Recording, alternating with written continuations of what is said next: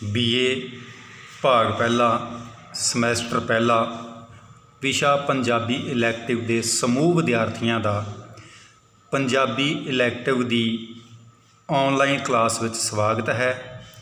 जी आयां नूं आखदे हां। प्यारे विद्यार्थियों, अज की इस वीडियो में असी नानक सिंह के लिखे हुए नावल पवित्र पापी की कहानी नूं संखेप रूप में समझांगे।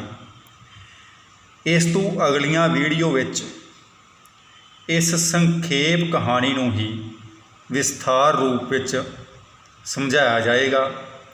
आओ कहानी नूं पहलां असीं संखेप रूप में जां सार रूप में समझ लईए। पवित्र पापी नावल नानक सिंह का लिखा होया है। इस नावल का नायक केदार है। केदार एक घड़ी साज का पुत्र है। उसका पिता बहुत गरीब सी, पर उसनूं अपने पुत्र नूं पढ़ाउण दा बड़ा शौक सी। वो अजे FA विच पढ़दा सी कि उसका पिता अकाल चलाना कर गया। वो BA का इम्तिहान दे के अजे नतीजे की उड़ीक ही कर रहा सी कि उसकी माता भी सदा लई अखां मीट गई।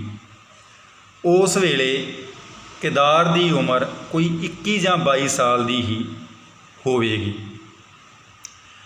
माँ की मौत मगरों हुण वो इकल्ला ही रह गया सी। सुन्ना घर भी उसनूं वड्ड वड्ड खांदा सी। वो रोज़गार लई घरों तुर पिया। कुछ चिर भटकण तो मगरों वो राजा बाजार दे अतर सिंह की दुकान ते पुज गया। अतर सिंह ने उसनूं 25 रुपए महीना तनख्वाह ते रख लिया।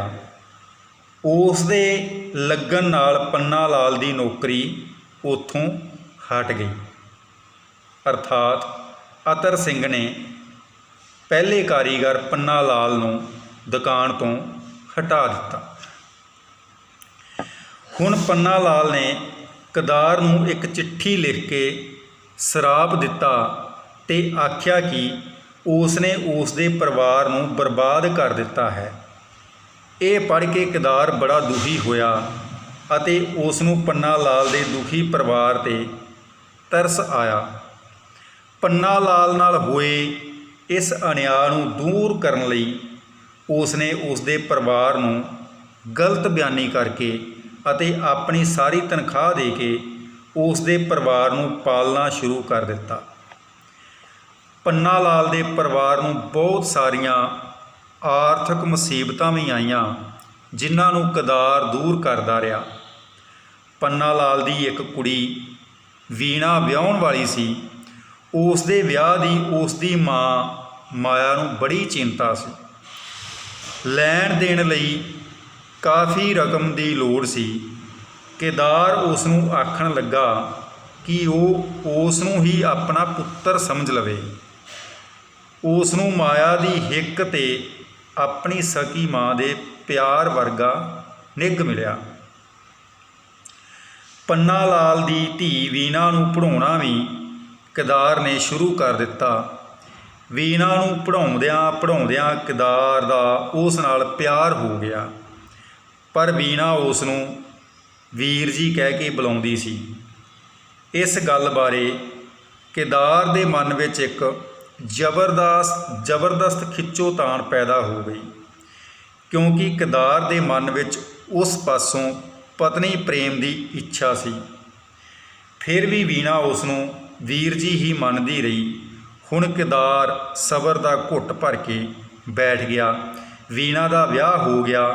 विआह ते केदार ने पूरा खर्च किया ते काम भी खूब किया। पन्ना लाल बारे केदार सदा ये कहता रहिंदा सी कि वो बंबई किसी जरूरी काम लई गया होया है। वो झूठियां चिट्ठियां जो खुद केदार वल्लों पन्ना लाल दे नां तो लिखियां हुंदियां सन, वीणा दी मां नूं पढ़ के सुणाउंदा रहिंदा सी। पन्ना लाल दा वाल वाल करजे विच विन्निया पिया सी।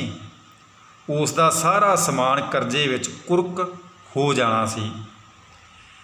ਸ਼ਾਮੂ ਸ਼ਾਹ ਸੇਠ ਨੇ ਪੰਨਾ ਲਾਲ ਤੋਂ ਕਰਜ਼ੇ ਦੇ 2500 ਰੁਪਏ ਲੈਣੇ ਸਨ। ਉਸ ਦਾ ਮੁਨਸ਼ੀ ਪੈਸੇ ਲੈਣ ਲਈ ਆ ਗਿਆ।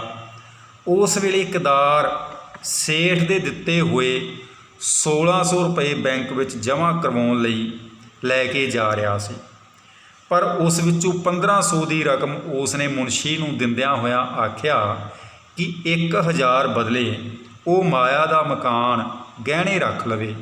ਮੁਨਸ਼ੀ ਮੰਨ ਗਿਆ। ਮੁਨਸ਼ੀ ਦੇ ਤੁਰ ਜਾਣ ਮਗਰੋਂ ਕਿਦਾਰ ਨੇ ਮਾਲਕ ਦੇ ਨਾਂ ਇੱਕ ਚਿੱਠੀ ਲਿਖੀ ਅਤੇ ਨਾਲ ਹੀ ਚਾਬੀਆਂ ਦਾ ਗੁੱਛਾ ਬਸੰਤ ਦੇ ਹੱਥ ਫੜਾ ਕੇ ਦੁਕਾਨ 'ਤੇ ਭੇਜ ਦਿੱਤਾ। ਹੁਣ ਉਹ ਆਪ ਘਰੋਂ ਭੱਜ ਗਿਆ। ਉਸਨੇ ਬਾਹਰੋਂ ਆਪਣੇ ਮਾਲਕ ਨੂੰ ਚਿੱਠੀ ਲਿਖੀ ਕਿ ਉਹ ਉਸ ਦੀ ਸਾਰੀ ਰਕਮ ਹੌਲੀ ਹੌਲੀ ਵਾਪਸ ਕਰ ਦੇਵੇਗਾ, ਪਰ ਉਹ ਉਸ ਬਾਰੇ ਪੁਲਿਸ ਵਿੱਚ ਰਿਪੋਰਟ ਨਾ ਲਿਖਵਾਏ। ਕਿਦਾਰ ਦੇ ਤੁਰ ਜਾਣ ਮਗਰੋਂ ਇੱਕ ਦਿਨ ਅਤਰ ਸਿੰਘ ਮਾਇਆ ਦੇ ਘਰ ਆਇਆ। ਸਰਦਾਰ ਤੇ ਮਾਇਆ ਦੀ ਗੱਲਬਾਤ ਤੋਂ ਦੋਹਾਂ ਧਿਰਾਂ ਨੂੰ ਪਿਛਲੇ 6 ਮਹੀਨਿਆਂ ਵਿੱਚ ਵਾਪਰੀਆਂ ਸਾਰੀਆਂ ਘਟਨਾਵਾਂ ਦੀ ਅਸਲੀਅਤ ਦਾ ਪਤਾ ਲੱਗਾ। ਮਾਇਆ ਨੇ ਸਰਦਾਰ ਦਾ ਧੰਨਵਾਦ ਕੀਤਾ ਕਿ ਉਸਨੇ ਵੀਣਾ ਦੇ ਵਿਆਹ ਲਈ 800 ਰੁਪਏ ਦੀ ਰਕਮ ਬਿਨਾਂ ਵਿਆਜ ਦੇ ਉਧਾਰ ਦੇ ਦਿੱਤੀ ਸੀ, ਪਰ ਅਤਰ ਸਿੰਘ ਨੂੰ ਬੜੀ ਹੈਰਾਨੀ ਹੋਈ ਕਿਉਂਕਿ ਉਸਨੇ ਤਾਂ ਕੋਈ ਰਕਮ ਭੇਜੀ ਹੀ ਨਹੀਂ ਸੀ। ਫਿਰ ਮਾਇਆ ਨੇ ਆਪਣੇ ਪਤੀ ਦੇ ਬੰਬਈ ਤੋਂ ਮੁੜਨ ਬਾਰੇ ਪੁੱਛਿਆ। ਅੱਗੋਂ ਅਤਰ ਸਿੰਘ ਨੇ ਆਖਿਆ ਕਿ ਉਸ ਨੂੰ ਤਾਂ ਮੈਂ ਪਿਛਲੇ 6 ਮਹੀਨਿਆਂ ਤੋਂ ਨੌਕਰੀ ਤੋਂ ਵੀ ਜਵਾਬ ਦੇ ਦਿੱਤਾ ਹੋਇਆ ਹੈ। ਉਹਨਾਂ ਦੋਹਾਂ ਦੀ ਆਪਸੀ ਗੱਲਬਾਤ ਤੋਂ ਇਹ ਸਿੱਧ ਹੋ ਗਿਆ ਕਿ ਪੰਨਾ ਲਾਲ ਵੱਲੋਂ ਆਈਆਂ ਚਿੱਠੀਆਂ ਅਸਲ ਵਿੱਚ ਕਿਦਾਰ ਆਪ ਹੀ ਲਿਖ ਕੇ ਆਪਣੇ ਵੱਲੋਂ ਪਾ ਲੈਂਦਾ ਹੁੰਦਾ ਸੀ। ਉਹ ਪੈਸੇ ਵੀ ਆਪਣੀ ਤਨਖਾਹ ਵਿੱਚੋਂ ਆਪ ਹੀ ਦੇ ਛੱਡਦਾ ਸੀ। ਅਖੀਰ ਵਿੱਚ ਅਤਰ ਸਿੰਘ ਨੇ ਮਾਇਆ ਨੂੰ ਪੁੱਛਿਆ ਕਿ ਕਿਦਾਰ ਨੇ ਅੱਜ ਤਾਂ ਨਹੀਂ ਉਹਨੂੰ ਕੋਈ ਰਕਮ ਦਿੱਤੀ। ਅੱਗੋਂ ਮਾਇਆ ਨੇ ਕਿਦਾਰ ਦੀ ਪਾਈ ਸਹੁੰ ਅਨੁਸਾਰ ਨਾ ਕਹਿ ਦਿੱਤੀ। ਇਹ ਸੁਣ ਕੇ ਸਰਦਾਰ ਦੇ ਦਿਲ ਵਿੱਚ ਵੀ ਕਿਦਾਰ ਲਈ ਬੜਾ ਤਰਸ ਆ ਰਿਹਾ ਸੀ। ਹੁਣ ਉਸ ਨੂੰ ਡਰ ਸੀ ਕਿ ਕਿਦਾਰ ਕਦੇ ਕੋਈ ਪੁੱਠਾ ਕੰਮ ਨਾ ਕਰ ਬੈਠੇ। ਉਸ ਨੇ ਕਿਦਾਰ ਦੀ ਬੜੀ ਖੋਜ ਕੀਤੀ, ਪਰ ਕੁਝ ਵੀ ਹੱਥ ਪੱਲੇ ਨਾ ਲੱਗਿਆ। ਹੁਣ ਕਿਦਾਰ ਰਾਵਲਪਿੰਡੀ ਤੋਂ ਗੱਡੀ ਵਿੱਚ ਬੈਠ ਕੇ ਅੰਮ੍ਰਿਤਸਰ ਪਹੁੰਚ ਗਿਆ ਸੀ। ਹੁਣ ਉਸ ਦੇ ਸਾਹਮਣੇ ਬਹੁਤ ਵੱਡੀ ਸਮੱਸਿਆ ਖੜੀ ਸੀ। ਉਸ ਨੇ ਘੜੀ ਸਾਜੀ ਕਰਕੇ ਰੋਟੀ ਦਾ ਕੰਮ ਚਲਾਉਣਾ ਸੀ, ਦੁਕਾਨਦਾਰ ਮਾਲਕ ਦਾ ਕਰਜ਼ਾ ਵੀ ਲਾਉਣਾ ਸੀ, ਪੰਨਾ ਲਾਲ ਦੇ ਮਕਾਨ ਨੂੰ ਬਚਾਉਣ ਲਈ ਰਕਮ ਵੀ ਦੇਣੀ ਸੀ। ਉਹ ਬਸ ਦਿਨ ਰਾਤ ਇਹਨਾਂ ਗੱਲਾਂ ਵਿੱਚ ਹੀ ਗਲਤਾਨ ਰਹਿੰਦਾ ਸੀ। ਇੱਥੇ ਹੁਣ ਉਸ ਨੇ ਇੱਕ ਘੜੀ ਸਾਜ ਦੀ ਦੁਕਾਨ 'ਤੇ ਨੌਕਰੀ ਕਰ ਲਈ। ਕੰਮ ਵਿੱਚ ਉਸ ਨੇ ਆਪਣੇ ਆਪ ਨੂੰ ਇੰਨਾ ਜ਼ਿਆਦਾ ਡੋਬ ਲਿਆ ਕਿ ਉਸ ਨੂੰ ਖਾਣ ਪੀਣ ਦਾ ਵੀ ਕੋਈ ਧਿਆਨ ਨਹੀਂ ਸੀ ਰਹਿੰਦਾ। ਉਸ ਦੇ ਹੁਣ 2 ਹੀ ਸਾਥੀ ਸਨ, ਇੱਕ ਸਸਤੇ ਮੁੱਲ ਦੀਆਂ ਸਿਗਰਟਾਂ ਅਤੇ ਦੂਜਾ ਬਗੈਰ ਦੁੱਧ ਵਾਲੀ ਚਾਹ। ਜਿੰਨੇ ਪੈਸੇ ਉਹ ਹਰ ਰੋਜ਼ ਕਮਾਉਣਾ ਚਾਹੁੰਦਾ ਸੀ, ਓਨੇ ਉਹ ਸੁੱਕੀ ਮਿਹਨਤ ਵਿੱਚੋਂ ਨਹੀਂ ਸੀ ਬਚਾ ਸਕਦਾ। ਇਸ ਲਈ ਉਸਨੇ ਮਾਲਕ ਦੇ ਪੈਸਿਆਂ ਵਿੱਚ ਬੇਈਮਾਨੀ ਕਰਨੀ ਵੀ ਸ਼ੁਰੂ ਕਰ ਦਿੱਤੀ। ਅੰਤ ਵਿੱਚ ਤੰਗ ਆ ਕੇ ਉਸਨੇ ਆਪਣੀ ਸੁਤੰਤਰ ਦੁਕਾਨ ਖੋਲ੍ਹ ਲਈ। ਚੰਗਾ ਕਾਰੀਗਰ ਹੋਣ ਕਰਕੇ ਉਹ ਨਿਕੰਮੀ ਤੋਂ ਨਿਕੰਮੀ ਘੜੀ ਵੀ ਇੰਨੀ ਵਧੀਆ ਮੁਰੰਮਤ ਕਰ ਦਿੰਦਾ ਸੀ ਕਿ ਵੇਖਣ ਵਾਲਾ ਕਹਿ ਦਿੰਦਾ ਬਈ ਕਮਾਲ ਕਰ ਦਿੱਤਾ ਏ। ਹੌਲੀ ਹੌਲੀ ਉਸ ਦਾ ਨਾਂ ਕਮਾਲ ਹੀ ਪੈ ਗਿਆ। ਹੁਣ ਉਸ ਦਾ ਕੰਮਕਾਰ ਖੂਬ ਚਮਕ ਉੱਠਿਆ ਸੀ। ਉਸ ਦੀ ਆਮਦਨ ਤਾਂ ਬਹੁਤ ਸੀ, ਪਰ ਘਟੀਆ ਸਿਗਰਟਾਂ ਤੇ ਬਿਨਾਂ ਦੁੱਧ ਦੀ ਚਾਹ ਤੋਂ ਸਿਵਾ ਹੋਰ ਕੁਝ ਵੀ ਖਰਚ ਨਾ ਕਰਦਾ। ਲੋਕੀ ਉਸ ਨੂੰ ਕੰਜੂਸ ਤੇ ਲਾਲਚੀ ਸਮਝਦੇ ਸਨ। ਇੱਕ ਦਿਨ ਉਸ ਦੀ ਦੁਕਾਨ 'ਤੇ ਪੰਨਾ ਲਾਲ ਵੀ ਆ ਧਮਕਿਆ। 2-4 ਗੱਲਾਂ ਕਰਨ ਤੋਂ ਬਾਅਦ ਪੰਨਾ ਲਾਲ ਨੇ ਕਿਦਾਰ ਨੂੰ ਪੁੱਛਿਆ ਕਿ ਉਸ ਨੇ ਆਪਣਾ ਇਹ ਬੁਰਾ ਹਾਲ ਕਿਉਂ ਬਣਾਇਆ ਹੋਇਆ ਹੈ। ਅੱਗੋਂ ਕਿਦਾਰ ਨੇ ਉੱਤਰ ਦਿੱਤਾ, ਇਹ ਉਸ ਪਾਪ ਦਾ ਪ੍ਰਾਸ਼ਚਿਤ ਹੈ ਪਾਪਾ ਜੀ, ਜਿਹੜਾ ਮੈਂ ਕੀਤਾ ਸੀ ਤੁਹਾਡਾ ਰੋਜ਼ਗਾਰ ਖੋਹ ਕੇ। ਫਿਰ ਕਿਦਾਰ ਦੇ ਪੁੱਛਣ 'ਤੇ ਪੰਨਾ ਲਾਲ ਨੇ ਆਪਣੀ ਸਾਰੀ ਰਾਮ ਕਹਾਣੀ ਸੁਣਾਈ। ਪੰਨਾ ਲਾਲ ਨੇ ਦੱਸਿਆ, ਮੈਂ ਮਰਨ ਦਾ ਇਰਾਦਾ ਕਰਕੇ ਨਿਕਲਿਆ ਸਾਂ, ਪਰ ਮਰ ਨਾ ਸਕਿਆ। ਕੁਝ ਜਾਣ ਦੇ ਮੋਹ ਨੇ ਤੇ ਕੁਝ ਨਿੱਕੇ ਨਿੱਕੇ ਬੱਚਿਆਂ ਦੀ ਮਮਤਾ ਨੇ ਮੈਨੂੰ ਮਰਨੋਂ ਰੋਕ ਲਿਆ। ਪਰ ਘਰ ਵੱਲ ਵੀ ਤਾਂ ਕਦਮ ਨਹੀਂ ਸਨ ਉੱਠ ਸਕਦੇ। ਘਰ ਦੀ ਹਾਲਤ ਮੌਤ ਨਾਲੋਂ ਵੀ ਵੱਧ ਸੀ। ਅਖੀਰ ਦਿਲ ਦੀ ਅਸ਼ਾਂਤੀ ਦੂਰ ਕਰਨ ਲਈ ਹਰਿਦੁਆਰ ਚਲਾ ਗਿਆ। ਨਿਰਵਾਣ ਹੋ ਕੇ ਸੰਤਾਂ ਮਹਾਤਮਾ ਦੀ ਸੇਵਾ ਸਤਸੰਗ ਵਿੱਚ ਜ਼ਿੰਦਗੀ ਗੁਜ਼ਾਰਨ ਦਾ ਫੈਸਲਾ ਕਰ ਲਿਆ। ਪੰਨਾ ਲਾਲ ਨੇ ਹੁਣ ਉਸ ਨੂੰ ਵਾਪਸ ਰਾਵਲਪਿੰਡੀ ਆਪਣੇ ਨਾਲ ਹੀ ਜਾਣ ਲਈ ਆਖਿਆ, ਪਰ ਕੇਦਾਰ ਨੇ ਉੱਤਰ ਦਿੱਤਾ ਕਿ ਉਸ ਨੇ ਅਜੇ ਸਰਦਾਰ ਅਤਰ ਸਿੰਘ ਦੇ 1500 ਰੁਪਏ ਵਿੱਚੋਂ 4-500 ਹੋਰ ਬਾਕੀ ਦੇਣੇ ਹਨ। ਇਸ ਲਈ ਜਦੋਂ ਤੱਕ ਮੈਂ ਉਸ ਦੀ ਸਾਰੀ ਰਕਮ ਮੋੜ ਨਹੀਂ ਦਿਆਂਗਾ ਵਾਪਸ ਨਹੀਂ ਜਾਵਾਂਗਾ। ਪੰਨਾ ਲਾਲ ਨੇ ਆਖਿਆ ਕਿ ਸਰਦਾਰ ਨੇ ਤੈਨੂੰ ਉਹ ਸਾਰੀ ਰਕਮ ਮਾफ़ ਕਰ ਦਿੱਤੀ ਹੈ, ਪਰ ਫਿਰ ਵੀ ਕੇਦਾਰ ਜਾਣ ਨੂੰ ਤਿਆਰ ਨਾ ਹੋਇਆ। ਕੇਦਾਰ ਪਾਸੋਂ ਵਿਛੜਨ ਲੱਗਿਆ ਪੰਨਾ ਲਾਲ ਨੇ ਉਸ ਨੂੰ ਆਪਣੀ ਸਿਹਤ ਦਾ ਧਿਆਨ ਰੱਖਣ ਲਈ ਵਾਰ-ਵਾਰ ਆਖਿਆ। ਕੇਦਾਰ ਨੇ ਪੰਨਾ ਲਾਲ ਨੂੰ ਜਾਣ ਲੱਗਿਆਂ ਇੱਕ ਪੋਟਲੀ ਫੜਾਈ ਜਿਸ ਵਿੱਚ ਕੁਝ ਨੋਟ ਸਨ।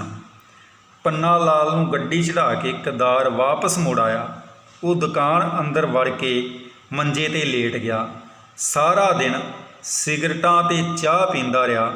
ਖੰਘ ਨਾਲ ਉਸ ਨੂੰ ਲਹੂ ਤਾਂ ਆਉਂਦਾ ਹੀ ਰਹਿੰਦਾ ਸੀ, ਪਰ ਅੱਜ ਤਾਂ ਉਸ ਦੇ ਅੰਦਰੋਂ ਲਹੂ ਦੇ ਪਰਨਾਲੇ ਹੀ ਚੱਲ ਪਏ ਸਨ। ਇੰਨੇ ਚਿਰ ਨੂੰ ਉਸ ਦਾ ਇੱਕ ਗਵਾਂਢੀ ਵੀ ਆ ਗਿਆ ਜਿਸ ਨੂੰ ਉਸਨੇ ਆਪਣੀ ਸਾਰੀ ਰਾਮ ਕਹਾਣੀ ਸੁਣਾਈ। ਕੇਦਾਰ ਦੇ ਕਹਿਣ 'ਤੇ ਉਹ ਡਾਕਖਾਨੇ ਜਾ ਕੇ ਇੱਕ ਤਾਰ ਦੇ ਆਇਆ। ਅੱਧੀ ਰਾਤ ਮਗਰੋਂ ਉਹ ਆਪਣੇ ਘਰ ਚਲਾ ਗਿਆ। ਉਸ ਦੇ ਚਲੇ ਜਾਣ ਮਗਰੋਂ ਕੇਦਾਰ ਨੇ ਕੇਤਲੀ ਵਿੱਚੋਂ ਛੇਕੜਲੇ ਕਾਹਵੇ ਦੇ ਘੁੱਟ ਪਾ ਕੇ ਪੀਤੇ, ਫਿਰ ਇੱਕੋ ਇੱਕ ਬਚੀ ਹੋਈ ਸਿਗਰਟ ਵੀ ਪੀ ਲਈ। ਇਸ ਤੋਂ ਮਗਰੋਂ ਕੇਦਾਰ ਨੂੰ ਲਹੂ ਦੀਆਂ 1-2 ਉਲਟੀਆਂ ਆਈਆਂ ਅਤੇ ਉਹ ਸਦਾ ਦੀ ਨੀਂਦ ਸੌਂ ਗਿਆ। ਪੰਨਾ ਲਾਲ ਤੇ ਮਾਇਆ ਕੇਦਾਰ ਕੋਲ ਉਸ ਵੇਲੇ ਪੁੱਜੇ ਜਦੋਂ ਉਸ ਦੀ ਅਰਥੀ ਬਾਹਰ ਨਿਕਲ ਰਹੀ ਸੀ। ਪਿਆਰੇ ਵਿਦਿਆਰਥੀਓ, ਇਹ ਸੀ ਪਵਿੱਤਰ ਪਾਪੀ ਨਾਵਲ ਦੀ ਸੰਖੇਪ ਜਿਹੀ ਕਹਾਣੀ। ਫਿਰ ਹਾਜ਼ਰ ਹੋਵਾਂਗੇ ਅਗਲੀ ਵੀਡੀਓ ਨੂੰ ਲੈ ਕੇ। ਧੰਨਵਾਦ, ਮਿਹਰਬਾਨੀ।